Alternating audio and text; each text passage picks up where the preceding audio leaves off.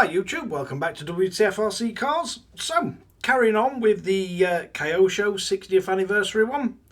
And we got up to around, I think it was somewhere around part 23. So I think we finished 22 in the last one, so we'll be going from 23 onwards on this. Quite enjoyed the build so far, but let's bring you in for a close-up look and see how far we get this time. Right, so carrying on, we've got to measure these. And these are the longer of the bars, these are for steering. And you can get uprated parts of these again. So the uprated ends would be LA43HRB. The lightweight balls would be W020-1H. And the titanium tie rods or adjustment rods, they'd be 92416. But at the minute we're sticking with stock. And I've double checked on these because the last bit where I measured these, and I did them to what it said in manual, 30mm, and this side wouldn't quite reach, so I extended these to 33 and they reach perfect and seem to stand upright. So whether or not I need to push the little stop further in inside this side, we'll have to look at. But it does tell us to build these up to 33mm. So we're just going to put the end caps on, and there's no point in my video on that because it's boring as hell. So I'll get them built up and crack on. Right, so we've got these both built up to 33mm. It does tell you on the picture, it shows us to have the dots on the same side. So on these I've put the smooth rings, because it does seem that that's the way round that these want to go together.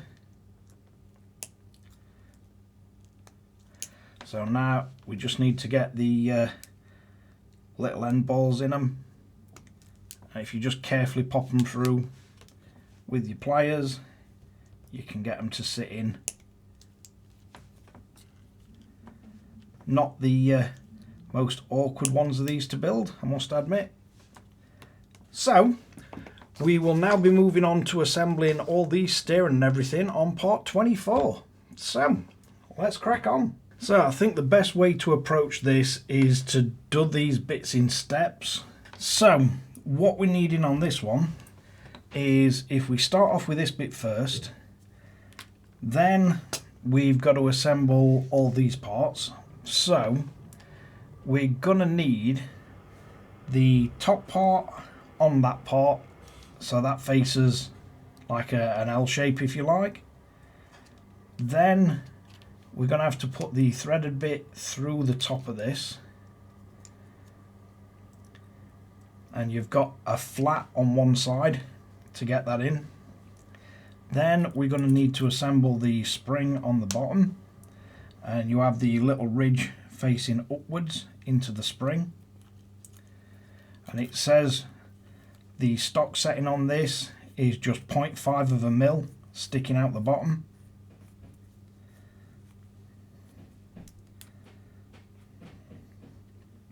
So you just want half a mil sticking through bottom. You can tighten that up, but it just gives your servo saver the room it needs to move. Then we're going to get this, and at the moment it's not mentioning any thread lock or anything. So this slides up the middle, and then on the top we're going to have a washer and then this little screw. But again, it's not asking us for any thread lock on here. So if you start to screw that down, then you should be able to get the little KYOSHO tool on the bottom and tighten that up. So that is our first part assembled. So we've got our actual servo saver, and you can see how it functions. So let's move on and build up the opposite side and see how we go with this. So moving on to the opposite side, we're going to want, first off, we've got some open bearings or just metal ring bearings, so I'm going to put a tiny bit of bearing oil on them. So we've got this piece which we're going to want a bearing on. Then we're going to want part of our steerer arm. Then we're going to want another bearing to finish the top. Then we're going to want to sit our little washer on the top of that, and then a screw. And I believe there is companies that make metal versions of these, so it could be another part that you can upgrade if you feel the need to. And again, you can just use the KYOSHO tool just to lock that into place. So we should now have both sides of our steering, and you should be able to move them with no restriction. And if you squeeze them, they should move apart. So once we've got them built up, we can now move on to the actual steering setup, or where you'd have your little tie rods and rest at steering components. So let's get that built up. Right, so moving on to assembling this bit, which should now make a bit more sense. It's telling us to have the little shiny ring or the dot facing up. So first off, we're going to want one of the screws on. Then you're going to want one of the tapered shims or washers. Then we've got a tiny little metal shim. So the tiny little metal shim goes on next. That should help our bearing run on the inner race. So then you want the bearing on with the flat to the bottom. Then we're going to have to get our bar that connects the steering. Not sure if you'd call that the Ackerman plate. Then we're going to want our steering in place, and we've got little locking nuts that go on the top of these, and you have got a little recess, so you should be able to poke it into the recess, and then we should be able to tighten this down pretty easy. And it is a locking nut, so you don't have to go crazy tight with this or anything. So that is what we should end up with. Then we need to get the opposite side with the shiny bit or the dot facing upwards. So we put that on. We then get our little cone shaped washer or shim. We've then got our tiny little shim that needs to go on. We then have our bearing with the flat side down. We then slide that over. You then get your opposite side of your steering, your servo saver. And then again, we've got a tiny little lock nut that'll fit on top of this. And hopefully breaking this up into bits will make this a bit easier than the instructions to follow. Because I can certainly see, I know I've said this many a time, but I can see how a less experienced builder might get a little bit confused with this. But that is what we should end up with. It's telling us to have the little ridges on these both facing the same side, and our dots or the smooth bits on these turnbuckle ends facing upwards.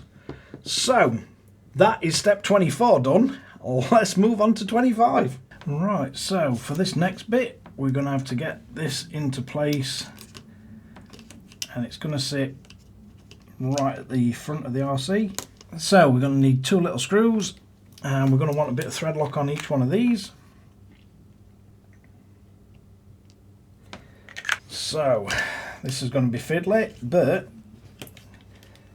you're going to have to flick over the RC. So you're going to line your steering column up, and then we're going to have to try and screw that in. Then we're going to have to line the opposite side up, and don't forget your thread lock on these, so we can get that started. And then so you can tighten it up, you're going to have to get your KYOSHO tool onto the actual nut part of it, and then you should be able to tighten it up. Now, I've done my best to show you this on video. So you should be able to get to the base of the sort of steering assembly and get your socket on there and tighten it up. But that should leave your steering assembly all fastened into place nicely for you. Then moving along, so we're now going to need one of these little plastic sort of cones, and you're going to need a screw. So you put your screw through your steering assembly, through the cone, and we've got to get it through the end of the steering hub. And I believe these are threaded, so we get that done on both sides and then get that screwed through. And I'd be very careful with these, because from memory this kind of hub, the threads sort of rip clean out of them with very little sort of warning. But once you get them through, then you can flip it over, and we just need to get the little locking nut screwed down on both sides. At least this way that they've designed it, it does kind of give it a fighting chance of not ripping clean out of the hub on the first sign of any impact. But just don't go crazy tight with these, because if you tighten the actual tie rods down too much, you can crush the little sort of cone-shaped washer that you put on, and then it'll stop your steering working. It'll get like tight spots. But basically that's what we should end up with. Fully working steering, and there's 2 screws in there with thread lock on, and there's little lock nuts on the back of our steering. It looks like we've got slight toe out on that, which would be right. That's how I tend to run my RCs. But that's not gone too bad. So let's move on and see what we've got in next step. Right, so we've got a few tools to assemble. So we need to get a little KYOSHO spanner that we've been using and pop the little insert in. And we've got to make a tool up for fastening our shocks together.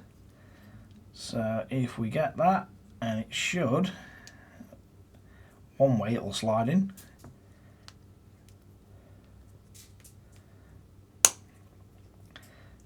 So if you just make sure it's under at the bottom, and then we got one little screw to put in from back.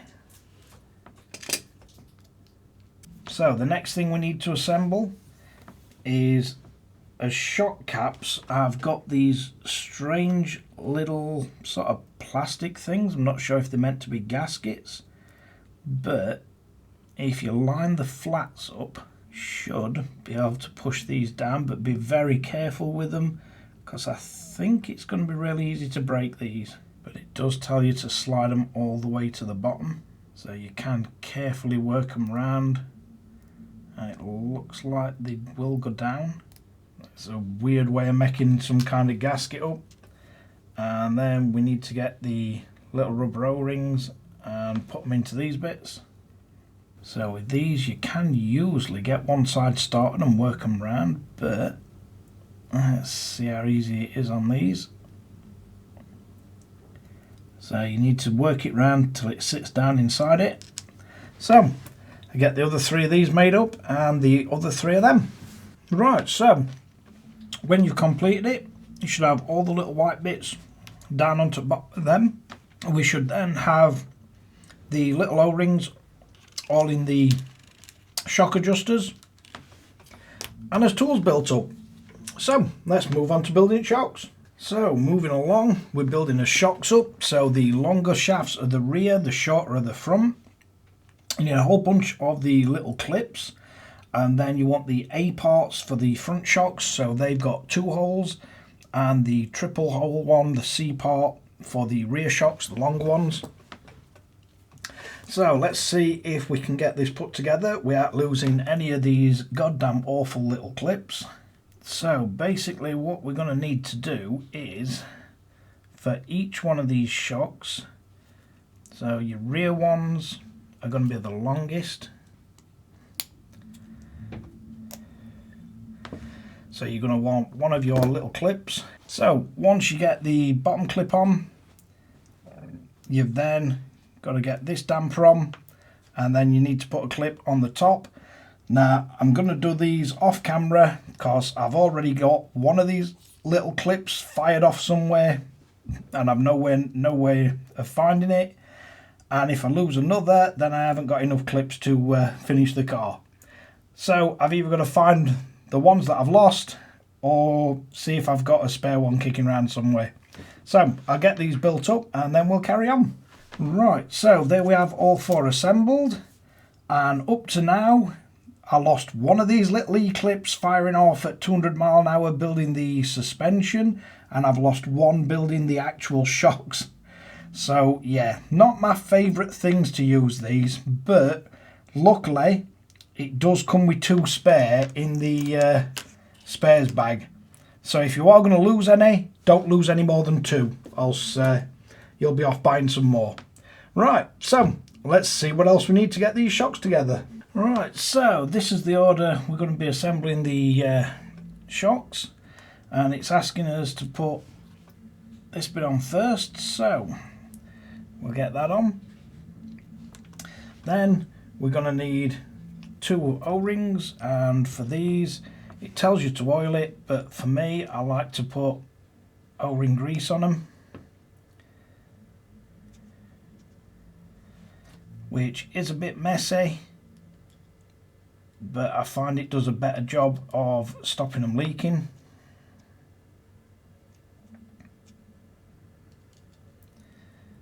And it also tends to sort of prolong the life of the rubber for the little seals. So once you've got that on, we're going to need one of these tiny little end caps, and that slides in that way. Then once we've got that little end cap insert, we're going to need to slide that over it. Then we're going to want one of the number 2 plastic shims, and then we can screw all this down into one of the end caps, and this is a lot easier if you got a set of shock pliers, because then you won't get damage in your shock shafts. And it does tell you to screw these all the way in.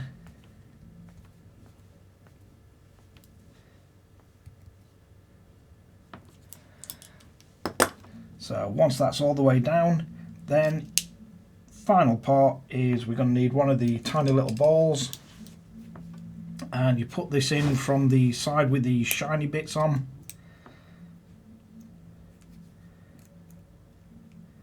So it should pop in from the shiny side. So we've got one side that's all matte, one side that's all shiny. So pop it in from that side, and that's one built up, and you need to do exactly the same for the other 3. Right, so once it's completed, this is what you should end up with. You should have 4 shocks, 2 short, 2 long ones, the 2 old dampers on the short ones, 3 old dampers on the long ones, and all your little ball ends fastened in, and probably covered in shock grease or O-ring grease, which is usually how I end up. So let's see what else we've got. So moving on to building the shocks, and that's what we want to end up with, but we get one of the longer or shorter shock bodies depending which you're assembling, and we just need to fill the shock oil until it's level with the base of the threads. So you don't need to fill it up all the way, just to the base of the threads. Then you want to carefully get your shock assembly and just carefully slide it together, Don't worry if you get shock oil coming out of the top, it's expected. Then you want to carefully thread the end of the shock in, and if you feel any resistance at all, you're probably cross threading it, and you will get the excess oil come out the shock, so don't be worried about it if it's overflowing. It does tell you to put the plunger or the shock all the way in.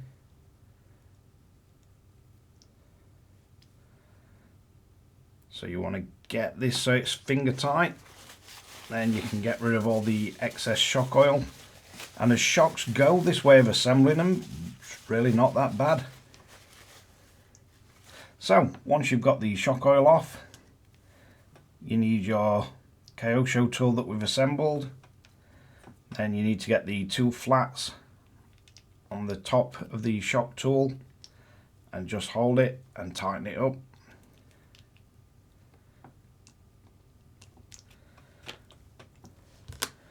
And then you should have a fully assembled shock.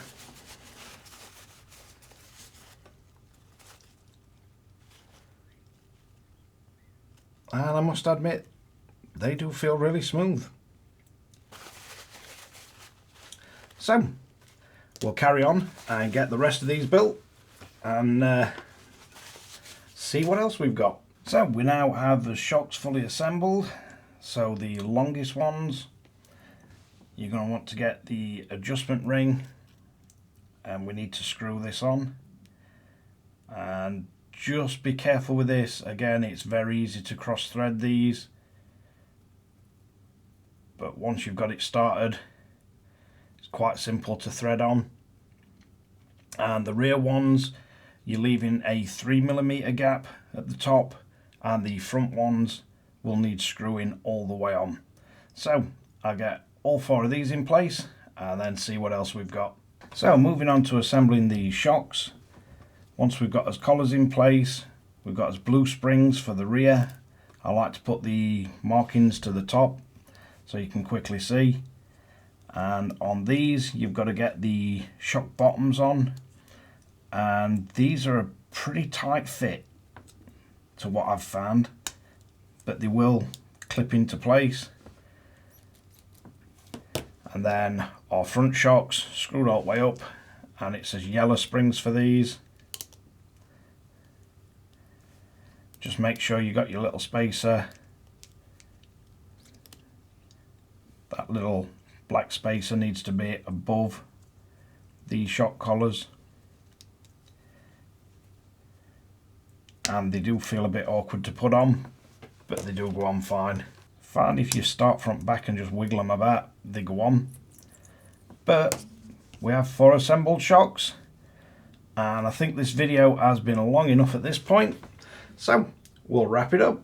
So there we have it, a little bit further. We got to step 29 this time, and we've got the shocks assembled. But yeah, enjoying the build, not enjoying the little E-clips, don't like them at all. I think in this day and age there's got to be some better way of fastening things together than them little clips. They always fire off, and if you tend to have a bit of a knock on them, they tend to fly off as well. So thanks again for watching WTF Rc Cars. If you like this kind of content, don't forget to like and subscribe, hit the notification bell, share to friends and family, and catch you guys again in the next one.